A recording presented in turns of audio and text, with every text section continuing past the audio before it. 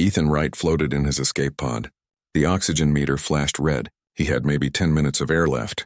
Through the small round window, he could see pieces of his research ship, the Harbinger, scattered across the blackness of space. Everyone else was dead. He was the only survivor, and soon he would join them. The attack had come without warning. One moment, the crew was running tests on the new deep space scanner. The next, strange energy beams cut through the ship like it was made of paper. Ethan had barely made it to the escape pod before the main reactor exploded. He closed his eyes. The air was getting thin. His chest hurt with each breath. At least the end would be peaceful, he thought. Just like falling asleep, a bright light suddenly filled the pod. Ethan's eyes snapped open. Outside the window, a massive ship appeared. It was unlike anything he had ever seen. The hull shimmered like water in sunlight, flowing and changing even though it was clearly solid metal. It was at least 20 times bigger than the Harbinger had been. "Not human," Ethan whispered. His heart raced despite the thin air. "First contact and I'm about to die." The escape pod jerked. Some invisible force pulled it toward the alien ship. Ethan watched as a section of the shimmering hull opened like a mouth, swallowing his pod into a vast hangar bay. The pod settled gently on the floor with a soft thud. Ethan pressed his face against the window. Tall, slender figures approached. They walked with strange grace, almost as if they were floating above the floor. As they got closer, Ethan could see them better. They stood at least 7 feet tall with skin that seemed to glow from within. Their bodies were humanoid but too perfect, too symmetrical. The oxygen alarm beeped loudly. Ethan's vision blurred. The last thing he saw was one of the aliens stepping forward from the group. Unlike the others in their simple uniforms, this one wore elaborate armor that flowed around her body like liquid metal. Her face had 3 eyes, all black as space itself, set in a delicate face framed by what looked like living silver threads instead of hair. Then darkness took him. Ethan woke with a gasp. He sat up quickly, his hands patting his chest and face. He was alive. The room around him was strange. Curved walls that glowed with soft blue light, no visible doors or windows. "The human is awake," a musical voice said. Ethan turned. The 3-eyed alien from before stood near what looked like a floating screen of light. She was even taller up close, her movements fluid like water. "You understand me?" Ethan asked, his voice rough. "Yes. We placed a translation device in your mind while healing your body." She touched her temple. "It bridges our thoughts." Ethan should have been terrified by this news, but he felt strangely calm. "You saved me." "Thank you. I am Captain Zaravesh of the Siveran Imperial Fleet." She moved closer, her 3 black eyes studying him with open curiosity. "You are Ethan Wright of Earth. How do you know my name?" "Your mind told us while we healed you." She made a gesture and the floating screen followed her hand. "Your ship was destroyed by the Void Hegemony. They are expanding into this sector, consuming all in their path." Ethan swung his legs off the bed. He felt better than he had in years, like every cell in his body had been refreshed. "I need to warn Earth. If these Void people attacked our research vessel, they might. The hegemony is not yet ready for a full invasion of your world. But they soon will be." Zaravesh's expression was hard to read with those 3 black eyes, but her voice carried concern. "Your people are not prepared for what comes." Another alien entered the room through what appeared to be a section of wall that simply dissolved away. This one was shorter, with 4 fingers on each hand and skin that shifted colors like a chameleon. "Medical Officer Mira," Zaravesh introduced. "She led your healing process." Mira approached with a small device that hummed softly. She passed it over Ethan's head without touching him. "The bond has formed strongly, Captain." His brain accepted the procedure better than expected for a species at his development stage. "Bond? What bond?" Ethan asked. Zaravesh dismissed the floating screen with a wave. "To save your life, we used an ancient technique. It required a direct link between your life force and mine. Among my people, this creates a sacred bond. One who grants life must shepherd that life until the debt is repaid." "I don't understand," Ethan said. "You will feel it soon," Mira explained. "A connection to the captain. You may sense her emotions, sometimes her thoughts. She will sense yours. Distance will not matter. The bond remains until balanced." Ethan stood up slowly. "So I'm, what, your responsibility now?" "You are bound to me and I to you," Zaravesh said simply. "By saving your life, I have linked our fates." As she spoke, Ethan felt something strange, a gentle pressure at the edge of his mind, like a door opening to a room he never knew existed. With it came a fleeting sense of curiosity and concern that he somehow knew belonged to Zaravesh. "I felt that," he said, touching his temple. "In my mind." Zaravesh nodded. "The bond awakens. Come, Ethan, Right of Earth, you must eat, regain your strength. Then we will speak of what comes next." She led him through the dissolving wall. Ethan followed, trying to take in the alien ship around him. The corridors seemed alive, pulsing with subtle light. Other crew members passed by, some similar to Zaravesh, others entirely different species. They all stared at Ethan with varying degrees of interest or suspicion. "Your crew doesn't seem happy to see me," Ethan observed. "You are the first human most have encountered. Some fear what they do not understand." She paused, looking back at him. "Others question my decision to create the bond. It is not done lightly, even among our own kind." They entered a large room with a view of space through what looked like open air but must have been some kind of force field. Stars stretched endlessly before them. Ethan could see other ships in the distance, all with the same shimmering metal hulls. "That's a fleet," he said quietly. "A war fleet?" "Yes." Zaravesh stood beside him. "The void hegemony threatens many worlds, not just Earth. We have fought them for centuries." A tall, muscular alien with red-scaled skin approached. Unlike the others, her hostility was open and clear. "Captain, the War Council awaits," she said, giving Ethan a cold look. "Is it wise to bring the human?" "Chief Security Officer Kell, this is Ethan Wright," Zaravesh said calmly. "And yes, he will join us. The bond gives him certain rights among our people." Kell made a sound like steam escaping a valve. "As you wish, Captain. But I protest this risk." After Kell left, Ethan turned to Zaravesh. "She really doesn't like me. Kell is protective of our mission and our people." Zaravesh gestured to a table where strange foods had appeared. "Eat. The War Council can wait a little longer." As Ethan sampled the alien food, surprisingly delicious despite its odd appearance, he felt the captain's presence in his mind grow stronger. Not invasive, but there. Like knowing someone is in the next room even with your eyes closed. "Why me?" he finally asked. "Why save me? Why create this bond?" Zaravesh's three eyes focused on him intently. "Some choices are made in the moment, driven by instinct rather than reason. But now that it is done, I believe there was purpose to it." She placed a long-fingered hand on the table. "Your world stands on the edge of a war it knows nothing about. Perhaps you are the bridge we need." Through their growing bond, Ethan sensed the weight of responsibility she carried, the lives depending on her decisions, and something else, a loneliness that echoed his own. "What happens now?" he asked. "Now, Ethan Wright of Earth, you join a war to save your world and many others." She stood. "And I help you bear the burden of what you have become. Neither fully human anymore nor Sivaran, something in between." As they walked toward the War Council chamber, Ethan realized his life had changed forever. Bound to an alien captain from across the stars, thrown into an interstellar war, carrying a psychic connection he barely understood, yet somehow he felt less alone than he had in years. The War Council room aboard the Celestial Talon was unlike any meeting room Ethan had ever seen. Instead of tables and chairs, raised platforms of different heights floated in a circular pattern. Zaravesh stepped onto the highest platform, which rose a few more inches once she was aboard. Ethan followed her, trying not to look down at the seemingly bottomless pit below the platforms. "The human should not be here," a thin alien with transparent skin said. Ethan could see the outline of organs pulsing inside its body. "He is bound to me, Admiral Vex," Zaravesh replied. "By our oldest laws, that gives him the right to attend." Kell stood on a nearby platform, arms crossed over her scaled chest. "Laws can be changed when security is at risk." Ethan felt a wave of calm authority flow from Zaravesh through their bond. It steadied his own nerves. "The binding is done," she said with finality. "Now to the matter at hand."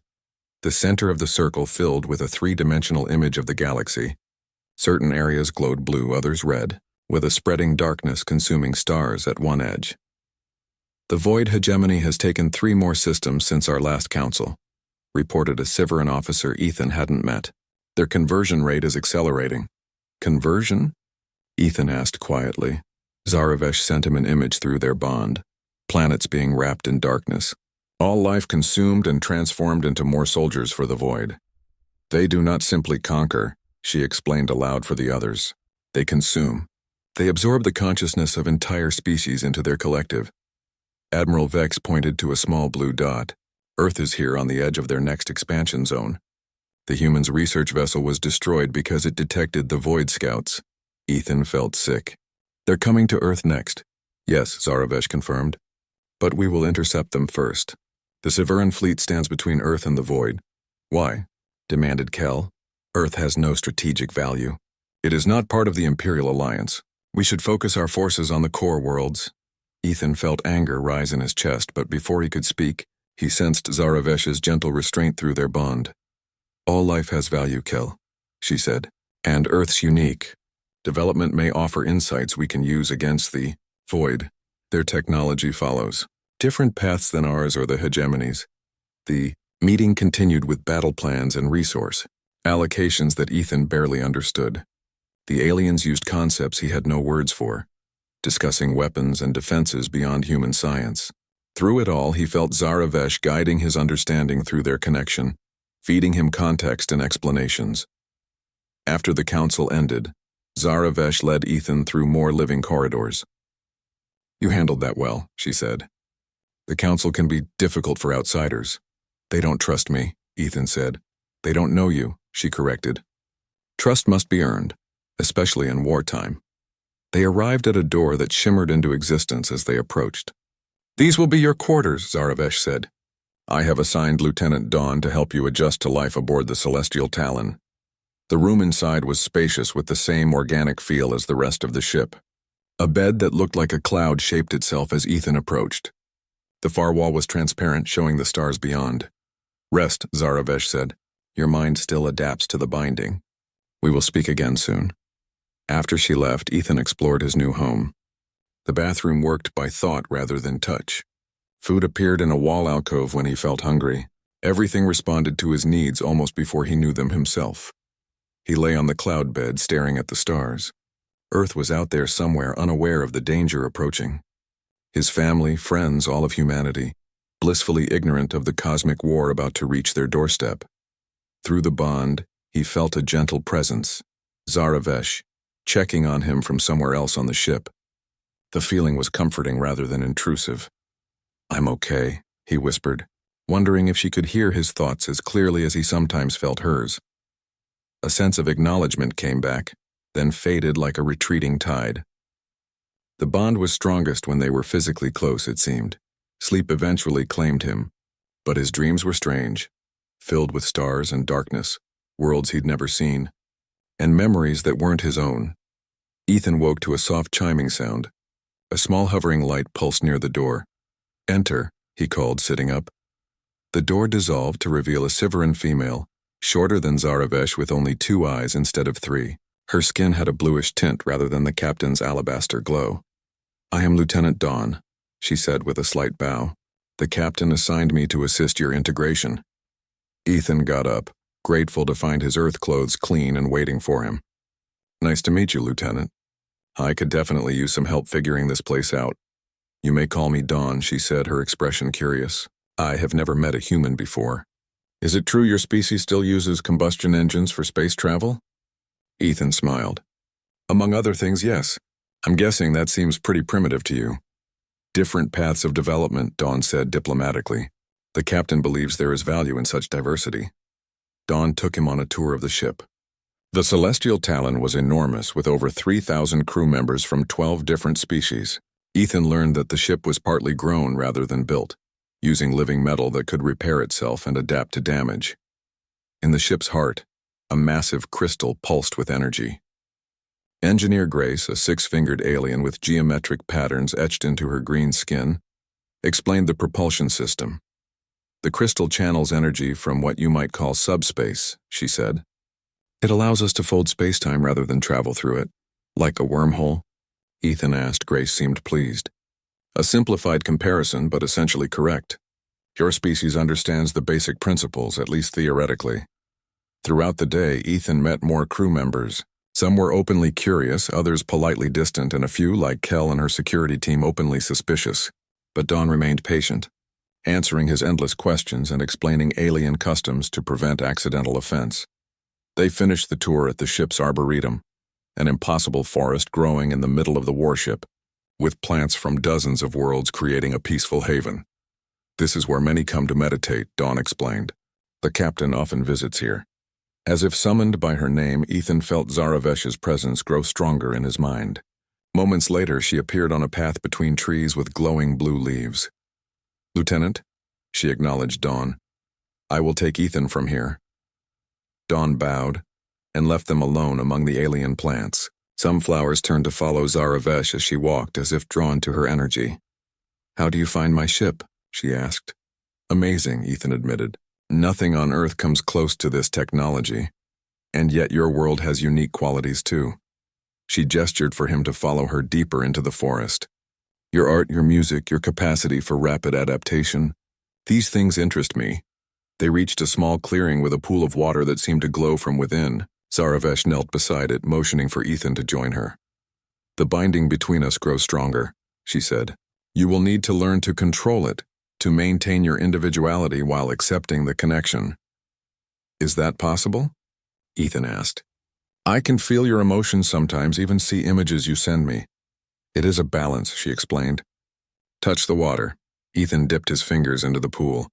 The liquid was warm and seemed to cling to his skin momentarily before letting go. "Now close your eyes and focus on the sensation," Zaravesh instructed. "Feel where the water ends and you begin." Ethan tried to concentrate. Through their bond, he felt Zaravesh's mind guiding his own, showing him how to recognize the boundaries between them. It was like learning a new sense one humans had never needed to develop. "The binding was never meant for different species," she said softly. "It may affect you differently than it would a Sivaran. Is that why you saved me?" Ethan asked, opening his eyes. "Scientific curiosity?" He felt her surprise through the bond, then amusement. "No, Ethan, right. I saved you because it was right. The binding was necessary to repair your dying body." She stood in one fluid motion. "Come, it's time you learned what we face, the true nature of the void hegemony." They left the arboretum and went to a secure section of the ship. Guards nodded respectfully to Zaravesh but watched Ethan with caution. Inside a heavily shielded room, a single containment field hummed with energy. Within the field floated what looked like a piece of living darkness. It writhed and pulsed, occasionally forming shapes that almost resembled faces before dissolving again. "This is a fragment of the void," Zaravesh explained. "Captured at great cost during our last major battle." Ethan stepped closer, fascinated and repelled at once. "What is it exactly?" "We don't fully understand its nature. It exists partially in our dimension and partially in another. It consumes consciousness, absorbs it into the greater hegemony mind." As Ethan watched, the darkness pressed against the containment field, stretching toward him like it sensed his presence. "It hungers," Zaravesh said. "Always."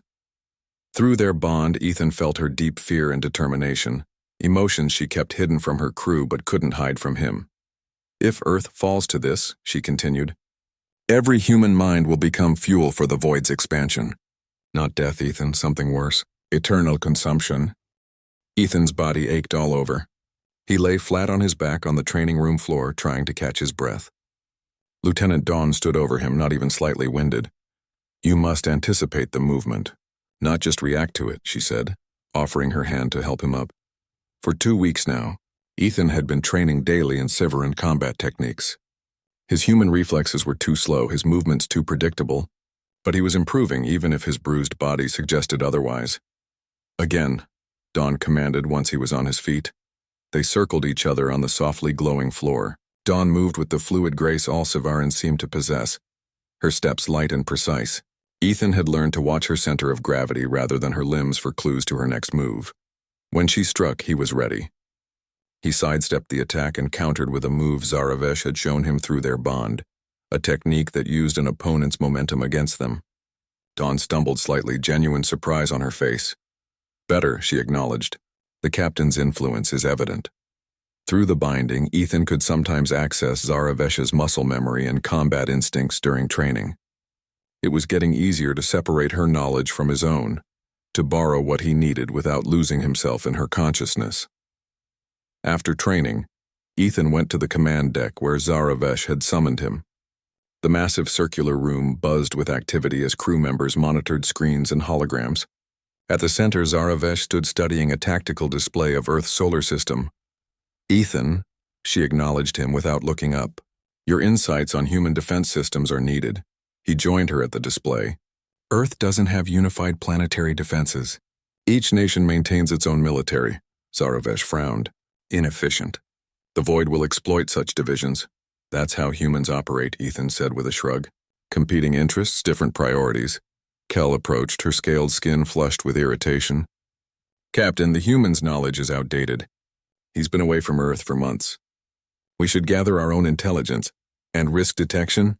Zaravesh countered. No. We maintain our position in the outer solar system until the Void arrives. Ethan studied the display. The Sivaran fleet, 50 warships of various sizes, had positioned itself near Jupiter's orbit. Earth appeared as a small blue dot, seemingly insignificant among the planets. What's the plan when they do arrive? Ethan asked. Zaravesh gestured, expanding the tactical display. The Void typically sends scout ships first, followed by their conversion vessels. We will intercept them here before they reach Mars.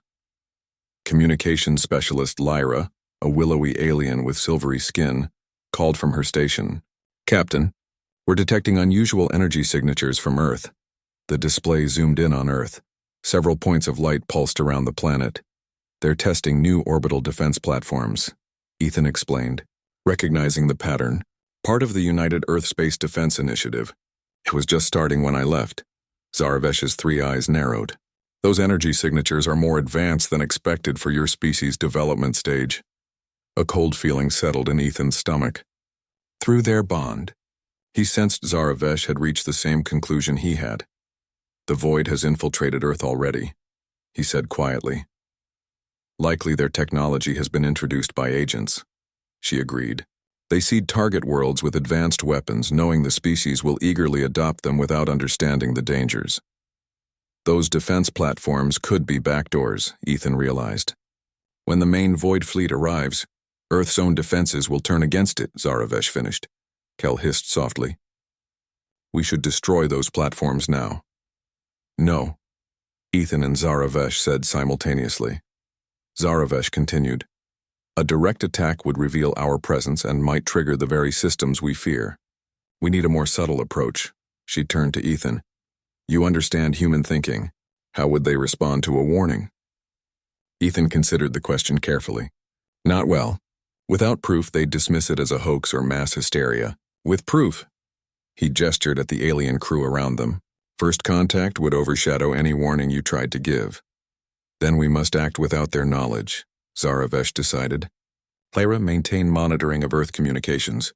Kel, prepare a stealth team. We need more information about those platforms. As the crew moved to carry out her orders, Zaravesh led Ethan to a quieter section of the command deck. There is another matter we must discuss, she said. Her mental tone serious through their bond. The binding between us has grown stronger than anticipated. The crew has noticed. Is that a problem?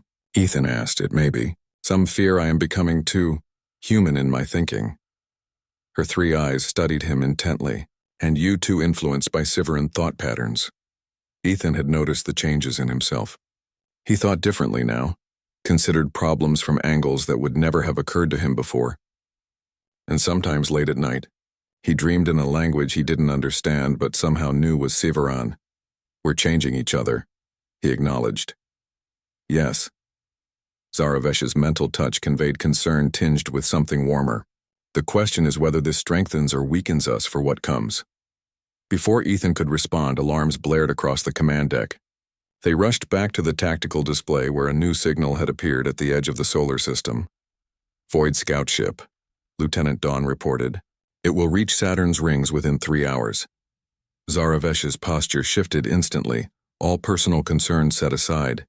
Battle stations. Prepare 2 interceptors with stealth capabilities. We must capture that scout if possible, destroy it if necessary. Through their bond, Ethan felt her tactical mind processing options, calculating risks. Without thinking, he reached out mentally, offering his own perspective. For a moment, their thoughts merged, human intuition and Sivaran experience creating something new. There, he said, pointing to a spot near one of Saturn's moons. The rings will mask our approach if we come in from below the orbital plane. Zaravesh nodded. Precisely. Dawn, plot the intercept course as indicated. Dawn gave Ethan a curious look before carrying out the order. Others on the command deck had noticed the exchange too. Kel's expression was particularly sour. Hours later, Ethan stood beside Zaravesh as they watched the intercept mission through the eyes of the stealth team. Holographic displays showed the Void scout ship, a dark, angular vessel that seemed to swallow light rather than reflect it. "Target in range," reported the team leader. "Preparing ion net." "Proceed," Zaravesh ordered. The Siveran interceptors launched a web of energy that surrounded the Void ship. For a moment, it seemed the capture would succeed. Then the scout ship pulsed with dark energy. "The ion net shattered. It's powering weapons," shouted the team leader. "Destroy it," Zaravesh commanded without hesitation. "It must not report back." The interceptors fired their main weapons. The Void scout ship exploded in a burst of darkness that seemed to tear at reality itself before collapsing. "Scan for survivors or debris," Zaravesh ordered. "None, Captain," came the response. "The vessel's self-destruct sequence appears to have been designed to leave no trace." Ethan felt Zaravesh's frustration through their bond. They had hoped to capture Void technology for study. "Return to the fleet," she instructed the team, "and maintain highest alert. Where there is one scout, others will follow."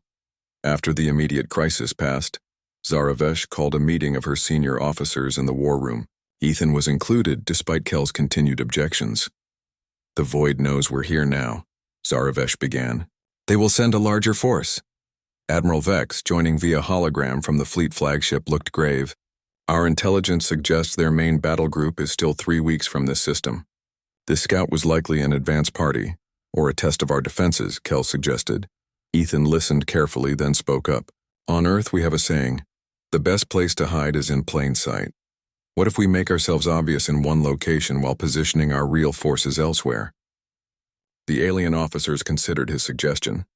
Through the binding, Ethan felt Zaravesh's approval as she expanded on his idea. "We could place decoy ships with strong energy signatures near Jupiter, drawing their attention there while positioning our actual strike teams closer to Earth." "A human strategy," Kel noted, not entirely approvingly.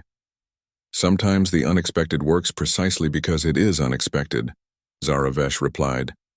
The meeting continued, plans taking shape for the coming confrontation. Throughout, Ethan noticed something changing in how the officers treated him. His suggestions were taken more seriously, his questions answered more directly. The binding with their captain had given him a status he hadn't fully appreciated until now. After the meeting, Ethan found himself alone with Zaravesh in her private observatory. The transparent dome showed the gas giant Jupiter and its moons, beautiful and serene against the backdrop of stars. "You did well today," she said. "I'm starting to feel useful at least." Ethan replied, "Less like a passenger and more like part of the crew." Zaravesh turned her three-eyed gaze to him. "You are more than part of the crew, Ethan, right? Through our binding, you have become something unique, neither fully human nor Siveran, but a bridge between our kinds." Ethan felt her consciousness gently touching his through their bond, curious but respectful of his boundaries. 6 months after the battle, Earth still knew nothing of its narrow escape. The Siveran fleet maintained its position at the edge of the solar system, cloaked from human detection systems but ever vigilant. The Void had retreated, but intelligence reports suggested they were regrouping, adapting their strategies for a future assault. Ethan stood before the Siveran High Council, Zaravesh at his side. Their mental connection hummed with shared thoughts as they prepared to present their proposal. The council chamber on the massive headquarters, Ship Eternal Vigilance, was designed to inspire awe's a vast circular space, with the councilors seated on floating platforms arranged in ascending rings. "Captain Zaravesh." "Ethan Wright," acknowledged the chief counselor, an ancient Siveran with 5 eyes instead of the usual 3. "We have reviewed your report on the Earth situation. Your recommendation is unprecedented." "As is our condition, counselor," Zaravesh replied. Through their bond, Ethan felt her carefully controlled emotions, respect for the council balanced with firm conviction in their proposal. "You suggest revealing ourselves to humanity," the counselor continued. "Breaking our oldest protocol regarding developing worlds." Ethan stepped forward. After months among the Siverans, he moved with some of their fluid grace now, his partially transformed body adapting to their customs and environments. Patches of his skin glowed softly in the chamber's light, the Siveran genetic material integrated with his human DNA. Earth is a developing world, yes, he agreed. But the Void has already violated your non-interference protocols. Those compromised defense platforms were built with technology far beyond Earth's current capabilities. The infiltration continues even now. He gestured, and a holographic display appeared showing recent satellite launches and military installations on Earth. These new systems all bear Void signatures. They're preparing Earth as a foothold in this sector, turning human innovation toward their own ends. Another counselor, her skin patterned with symbols of scientific achievement, leaned forward. Your evidence is compelling, but controlled revelation to a species as fractious as humanity carries extreme risks. Greater than the risk of allowing the Void to continue their infiltration unchallenged? Zaravesh countered. If humans encounter the Void first, they will have no context to understand the danger. They could be consumed before they recognize the threat. Through their binding, Ethan and Zaravesh communicated rapidly, adjusting their presentation based on the Council's reactions. Their unique connection allowed them to function as a single, diplomatic entity while maintaining their distinct perspectives, a powerful combination that had earned them this rare audience. We propose a limited first contact, Ethan continued, not with all of humanity at once, but with a carefully selected international group. Scientists, military leaders, and governmental representatives who can prepare their people gradually. The chief counselor's 5 eyes blinked in sequence, a sign of deep consideration in elder Siverans. And you two would serve as intermediaries? We are uniquely suited to the role, Zaravesh said. Ethan understands human reactions and concerns. I understand Siveran protocols and technologies. Together, through our binding, we can bridge the gap between our peoples. The council deliberated privately, their mental shields preventing even Zaravesh from sensing their thoughts. Ethan and Zaravesh waited, their hands occasionally touching, a physical manifestation of the constant mental connection they shared. Finally, the chief counselor spoke. Your proposal is approved conditionally. You may initiate limited first contact with Earth representatives. However, no technology transfers are authorized beyond what is necessary to counter Void infiltration. Humanity must find its own path to the stars. Thank you, counselors, Zaravesh said with a formal bow. Ethan followed suit, the gesture now natural to him. As they left the council chamber, their minds buzzed with plans and preparations. The Celestial Talon would serve as their base for the first contact mission, its systems already familiar to Ethan and adapted to accommodate his partially human needs. They were more receptive than you expected, Ethan noted as they walked through the living corridors of the headquarters ship. Your presence influenced them, Zaravesh replied. Seeing a human who has embraced Siveran ways and survived the binding gave them hope that broader cooperation is possible. They reached the docking bay where Lieutenant Dawn waited beside their shuttle. She had become Ethan's closest friend among the crew, her initial scientific curiosity about humans having grown into genuine respect. The council approved? She asked, though she could likely read the answer in their expressions. Conditionally, Zaravesh confirmed. Prepare the Celestial Talon for departure. We begin Phase 1 in 3 days. Dawn's eyes widened slightly. So soon? The Void doesn't rest, Ethan said. Neither can we. The next 3 days passed in a flurry of preparations. Ethan helped design the first contact protocols, drawing on human fiction and historical diplomatic precedents to create an approach that would minimize fear and maximize cooperation. Zaravesh focused on security measures, ensuring the meeting location would be safe from both Void interference and potential human hostility. The night before their departure, Ethan stood in Zaravesh's private quarters, looking at his reflection in a floating mirror. His appearance had stabilized after the rebirth process, but he still found his transformation startling sometimes. His eyes had darkened to nearly black, while patches of his skin had the subtle luminescence of Siveran flesh. His movements were more fluid, his thoughts quicker and more multifaceted. Zaravesh approached from behind, her own transformation equally evident. Her once three-eyed face now had only 2 eyes, still obsidian black but shaped more like human eyes. Her height had decreased slightly and her skin had lost some of its glow, taking on a warmer tone closer to human coloration. "Having doubts?" she asked, though she could feel his emotions through their bond. "Not doubts," Ethan said. "Just reflecting. 1 year ago I was a researcher on a routine mission. Now I'm about to introduce humanity to its first alien species. You are suited to the role," she said simply. "Few humans could have adapted as you have. Few Severans would have accepted such changes to themselves." Their bond hummed with deeper emotions neither had fully expressed aloud. Through the months of recovery and planning, their connection had continued to evolve. What began as a life debt had become something neither of them had words for. Neither human love nor the Severan concept of soul resonance, but something that incorporated elements of both. "What if they reject us?" Ethan asked the question that had lingered in his mind. "Humans fear what's different, and we're very different. Then we try again," Zaravesh said with characteristic determination. "The void will not grant humanity the luxury of ignorance much longer.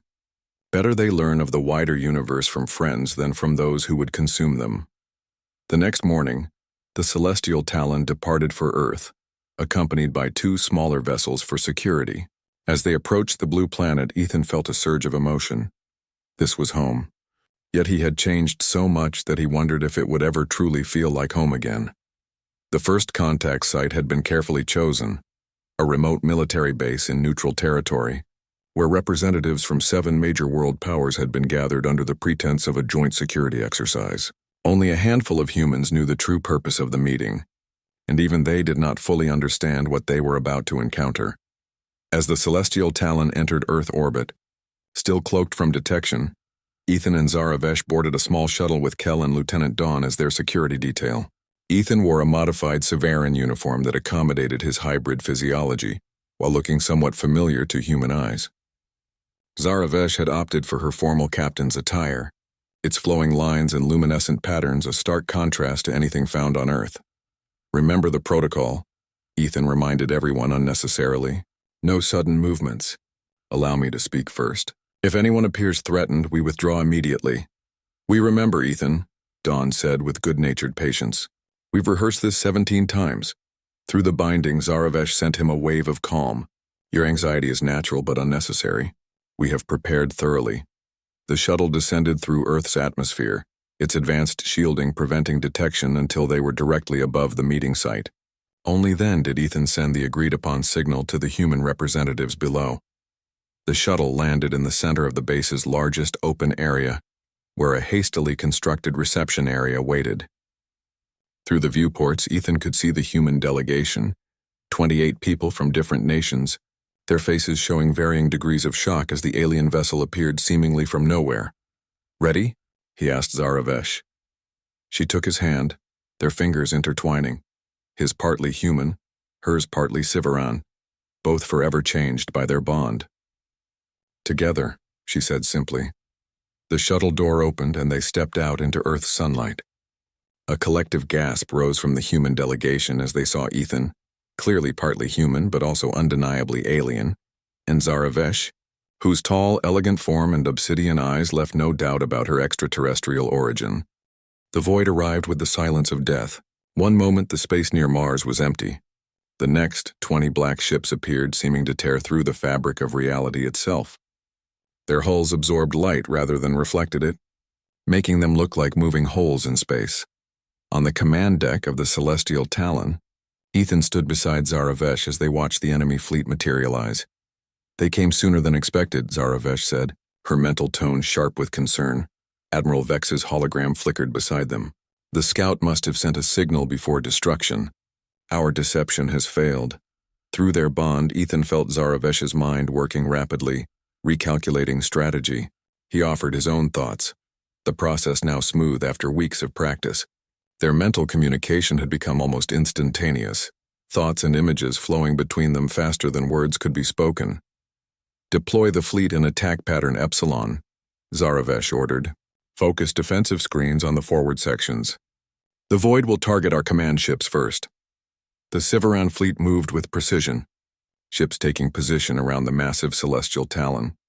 On the tactical display, Earth remained a small blue dot, still unaware of the battle about to be fought for its survival. Void vessels powering weapons, reported Lieutenant Dawn from her station. Energy signatures match those used in the Proxima Centauri engagement. They've adapted their weapons, Zaravesh noted. Cal, inform the fleet. Adjust shield frequencies according to Protocol 7. Ethan studied the enemy formation. Through the binding, he accessed Zaravesh's knowledge of previous encounters with the Void, comparing their current tactics to historical patterns. Something seemed different. They're not following their usual approach, he said, pointing to the display. Look at their positioning. They're forming a sphere rather than a wedge. Zaravesh saw it immediately. They're preparing for a gravitational collapse. Meaning? Ethan asked. They intend to create a temporary singularity, a small black hole to disrupt our formation. Her three eyes narrowed. Clever, but predictable. She issued new orders and the Sivaran fleet shifted position again.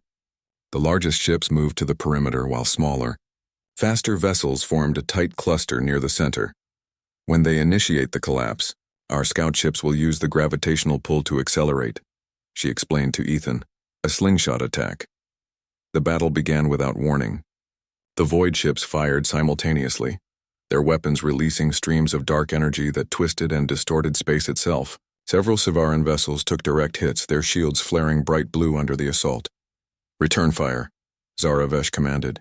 Target their propulsion systems. The Celestial Talon shuddered as its main weapons discharged. Beams of intense white light cut across space, striking two Void ships. Unlike conventional weapons, the Sivaran beams seemed to purify rather than destroy, forcing the darkness to retreat where they touched. As predicted, the Void fleet's formation began generating a gravitational distortion. Space visibly bent around a central point between their ships.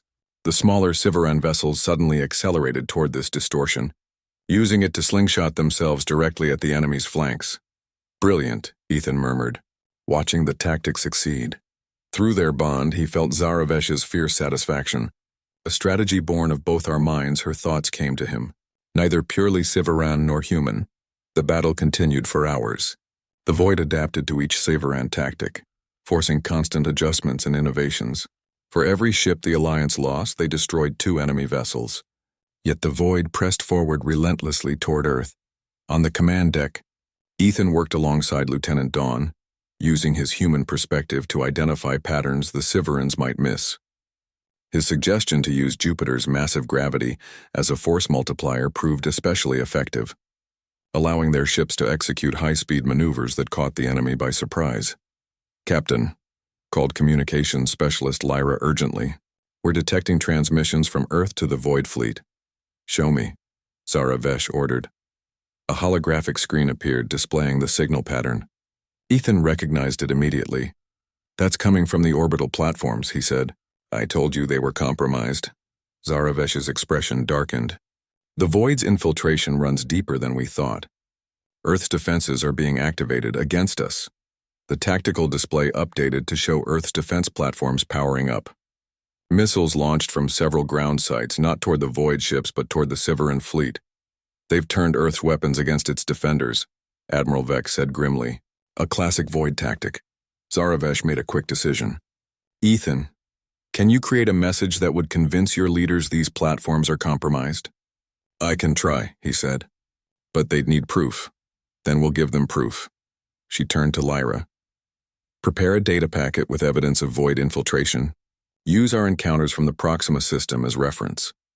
While Ethan composed a warning message that Earth authorities might believe, the battle intensified. A massive Void battleship broke through the defensive line. Heading directly for Earth, the Celestial Talon moved to intercept, taking heavy damage in the process. Main propulsion offline, reported Engineer Grace, her six-fingered hands moving frantically over control surfaces, shields at 17%. Through the binding, Ethan felt Zaravesh's determination harden into resolve.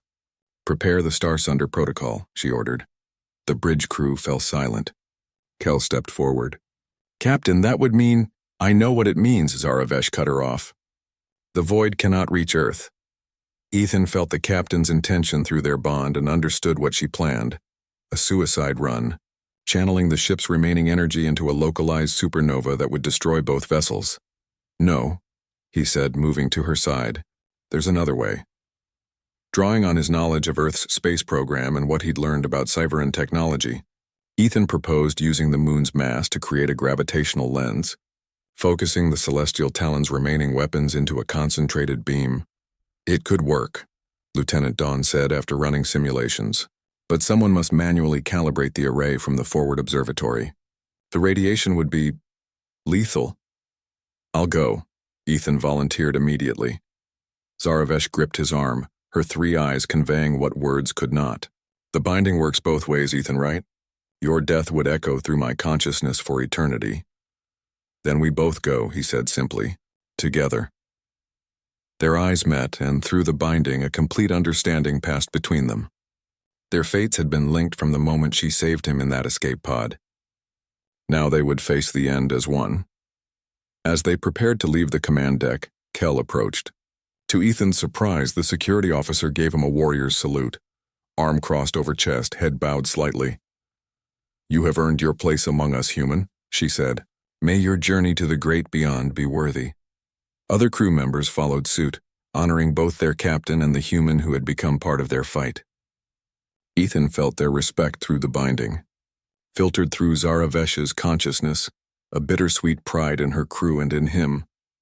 They made their way to the forward observatory, a transparent dome at the very front of the ship that offered an unobstructed view of space. Engineer Grace met them there with the necessary equipment.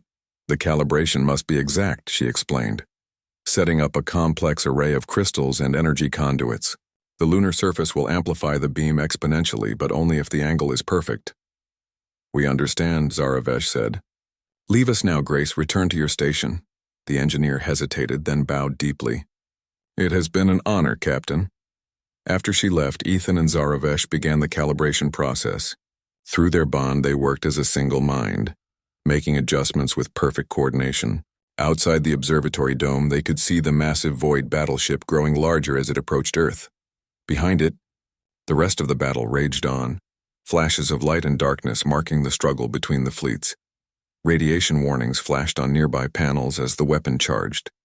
Ethan felt a burning sensation on his skin, but he continued working. Through the binding, Zaravesh's strength flowed into him, allowing him to push past the pain. Almost there, he said through gritted teeth. Zaravesh's long fingers danced over the final calibration sequence. When this activates, the energy backlash will be significant. Ethan understood what she meant. They would not survive the weapon's firing. Worth it, he said simply. To save Earth, to stop the Void. Their eyes met one last time. Through their bond, feelings flowed that transcended words.